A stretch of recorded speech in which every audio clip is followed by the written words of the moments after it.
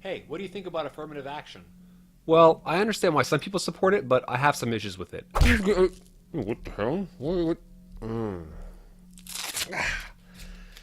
Sorry, what I meant to say was I wholeheartedly support affirmative action.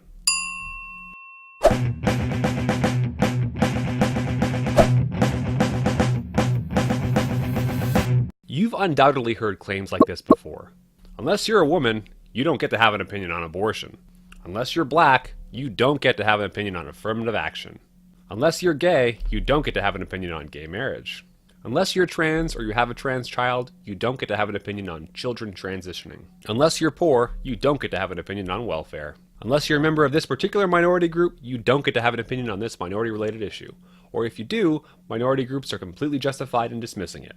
However, if a non-minority holds the right opinion, that is, the opinion approved of by that particular minority group, then you're permitted to hold it and be an ally.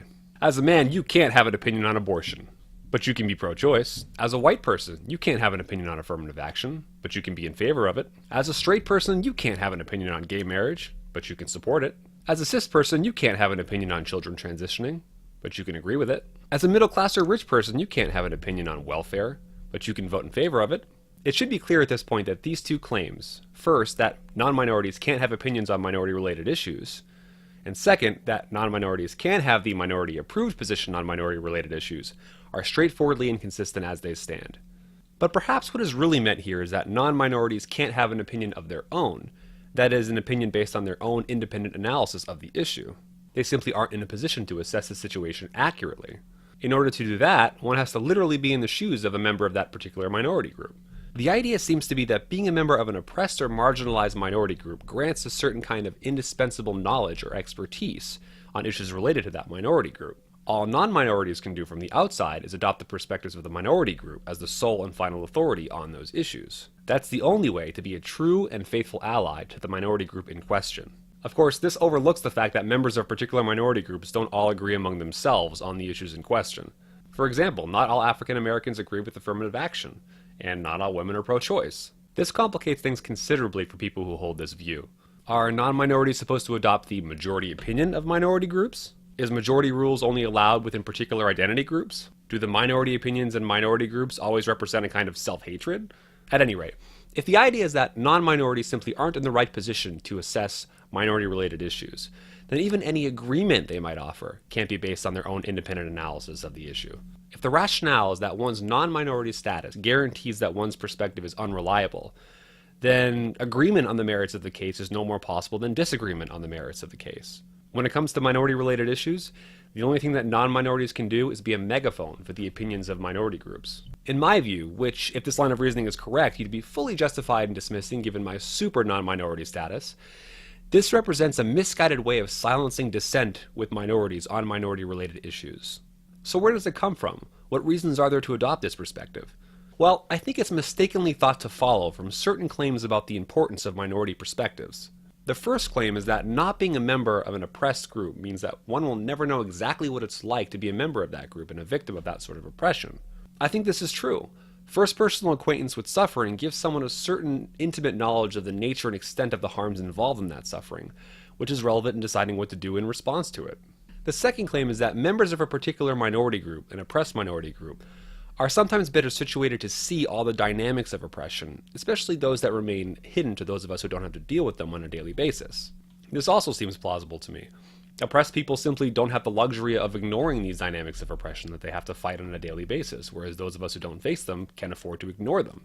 What's clear to me is that these insights give non-minorities strong reason to listen to minorities on these issues. We simply won't have the whole picture without their voices equally represented in the conversation. However, it doesn't follow from either of these insights that it's inappropriate for non-minorities to have opinions on minority-related issues, even to disagree with minorities on these issues, or that their opinions can be justifiably ignored. I don't even think it follows that it's more likely that minorities will be correct on minority-related issues. Let's take each insight in turn to see why this is the case. First off, most of the facts that one would need to know to assess an issue responsibly, including minority-related issues, are publicly available.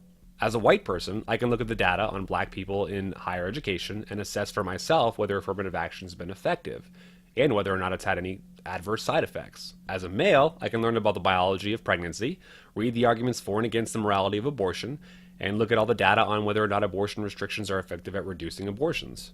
As a straight person, I can look at the data on the durability of sexual orientation, the dynamics of same-sex parenting, and so on. My multiply non-minority status doesn't prevent me from doing any of these things. Secondly, yes, it's certainly true that I will never know exactly what it's like to be oppressed based on some group characteristic, like sex or race. But there are other ways to be marginalized and victimized in the context of unequal power relationships, and many people have experienced this. I certainly have. I won't claim that there's complete overlap in experiences here. But as fellow human beings, I think our experiences are often more similar than we realize. At the very least, though, I will say that there's enough overlap such that truly empathetic people, those who want to understand, can understand experiences enough to have an informed opinion on these issues. Thirdly, yes, to be sure, the dynamics of oppression are often invisible to those who are privileged. We just can't see them. We don't have to deal with them every single day. Oppression can be insidious like that, and we can even perpetuate it without realizing it.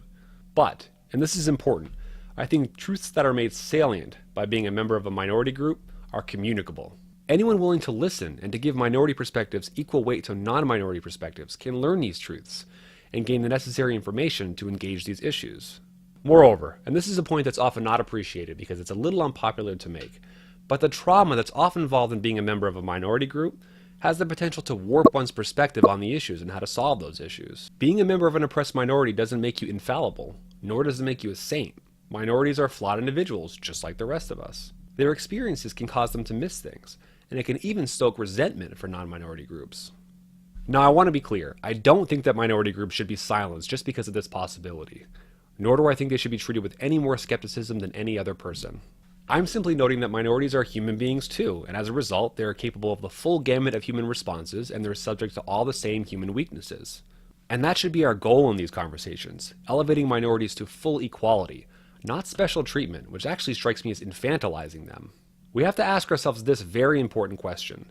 Do minority groups want people to agree with them based on the merits of their claims, after giving their arguments and experiences a full hearing?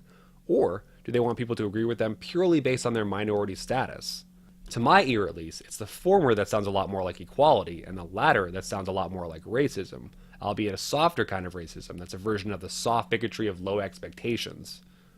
To sum up, I certainly think it's true that minorities have a unique contribution to make to conversations on minority-related issues. But I've argued that this simply gives us no reason to believe that non-minorities can't have an opinion on minority-related issues. So as for this, okay, I'm a weakling.